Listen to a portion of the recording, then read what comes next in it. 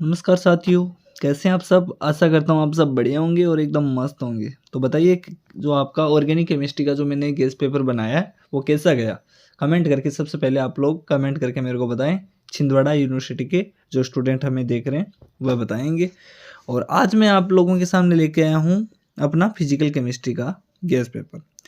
तो आशा करता हूँ कि ये भी आपके लिए एकदम बेस्ट टू बेस्ट रहने वाला है। तो वीडियो अंत तक देखना है और अच्छा लगे तो लाइक करना है, शेयर करना है, कमेंट करके ज़रूर बताएंगे कि आप हमारे चैनल पे जो गेस पेपर देखते हैं उसमें से कितने क्वेश्चन हैं जो आपके एग्जाम के अंदर आए। तो वो आपको रिव्यू देना है कमेंट करके, तभी पता चलेगा।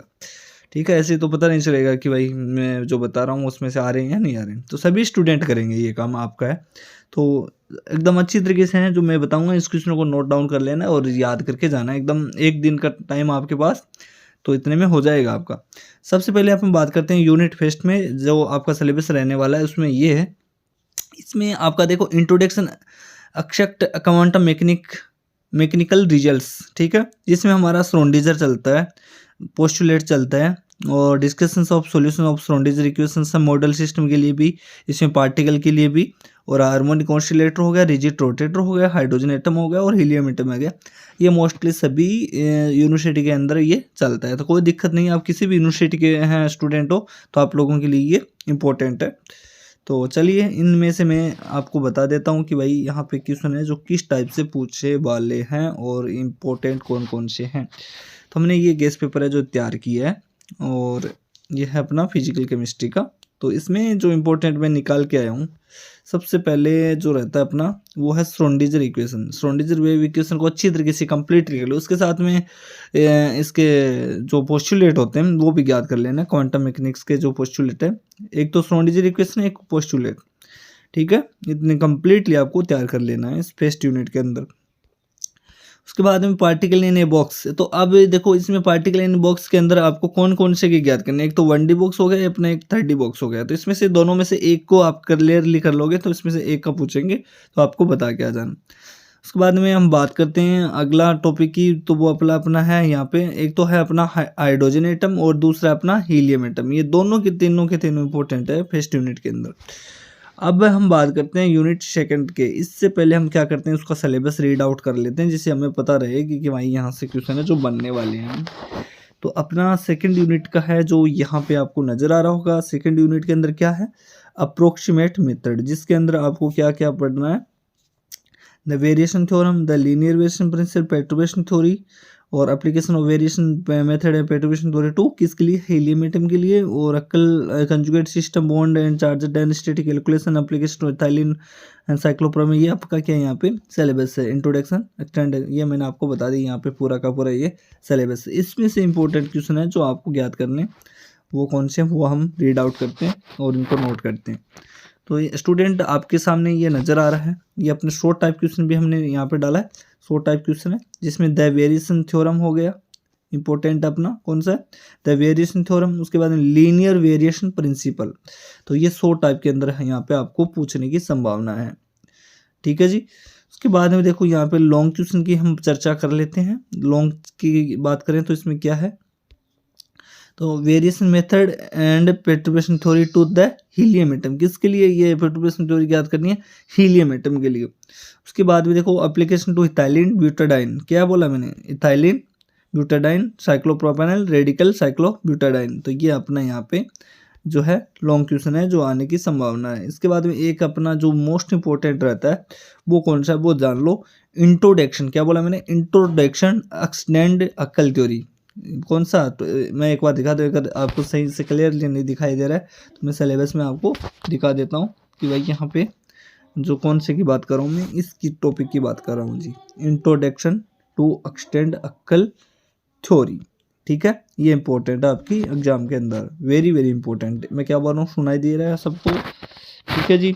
अब अपनी बात करते हैं यूनिट थर्ड की। अब यूनिट थर्ड के अंदर हम पहले इसकी सिलेबस है उसकी बारे में हम थोड़ा सा डिस्कशन कर लेते हैं जिससे आपको पता रहे कि हम कौन सी यूनिट के सिलेबस की हम बात कर रहे हैं जी। तो दोस्तों ये है अपना यहाँ पे यूनिट जो सेकंड। सॉरी थर्ड, जिसमें एंगुलर मोमेंटम है इसका, इसमें ordinary angular momentum, generalized angular momentum, eigen function and for angular momentum, eigen value angular momentum, operating using ladder operator addition for angular momentum, spin antisymmetry and Pauli exclusion principle. अब देखते हैं इसमें से कौन से हैं जो इंपॉर्टेंट है, जो एग्जाम में आने की संभावना है। तो इसके अंदर अपने जो इम्पोर्टेंट क्वेश्चन है वो है ये वाली यूनिट थर्ड से। तो यूनिट थर्ड से जो आपको नज़र आ रहे हैं, इसमें हम जो करने वाले हैं शॉर्ट क्वेश्चंस की बात, तो इसमें आपको शॉर्ट की बात करें तो एंटीसेमिटी एंड पाउली एक्सक्लूजन प्रिंसिपल है, जो वो 100% नहीं 200% आएगा एग्जाम के अंदर। तो भाई जो देख रहे हैं तो सुनाई दे रहा होगा, क्या बोला मैंने, एंटीसेमिटी एंड पाउली एक्सक्लूजन प्रिंसिपल। अभी के अभी इसको कंप्लीटली तैयार कर ले।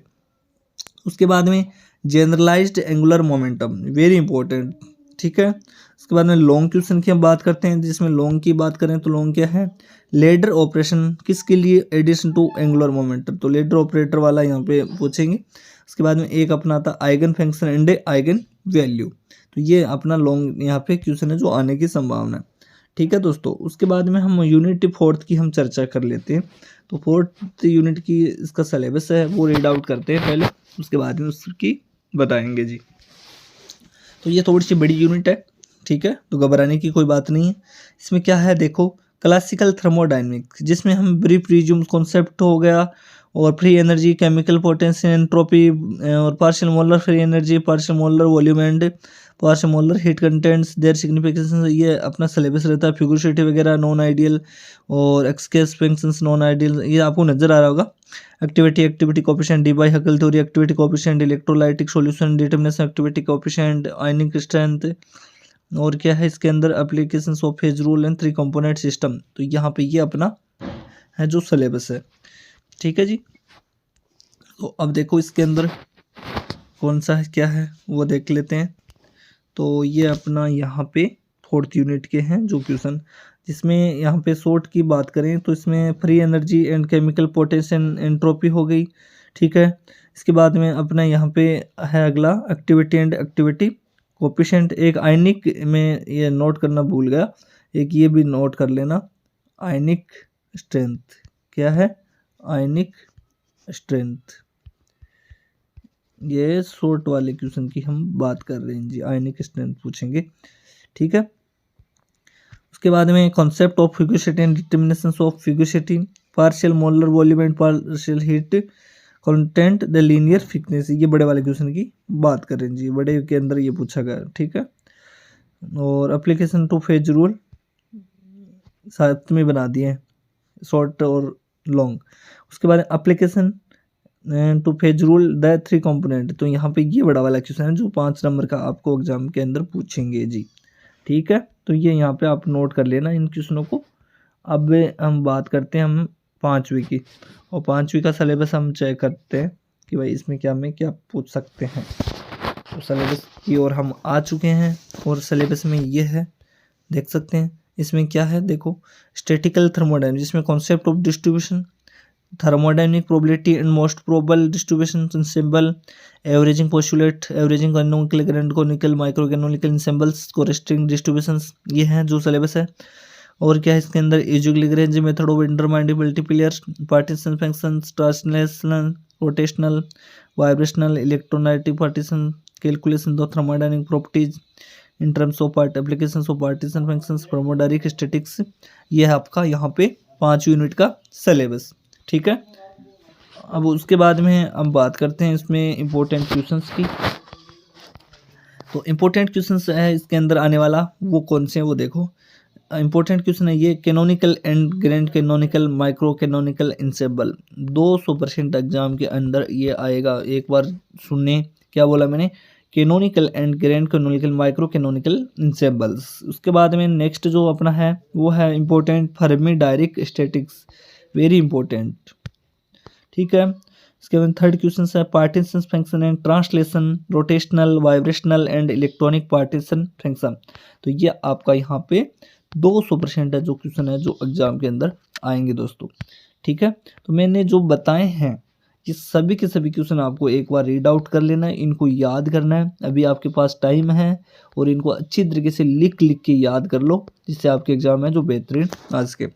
आप किसी भी प्रकार के हमारे जो नोट्स हैं ले सकते हैं, मिक्स नोट्स मिलेंगे आपको। और व्हाट्सअप नंबर अपने ये 9097701545।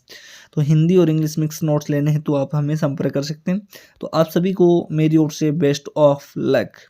तो मिलेंगे नेक्स्ट गेस्ट पेपर के अंदर, और आपको आज कमेंट करके बताना कि ऑर्गेनिक केमिस्ट्री से आपके कितने क्वेश्चन यहाँ से बने थे। ठीक है दोस्तों, आज के लिए इतना ही। Thank you so much.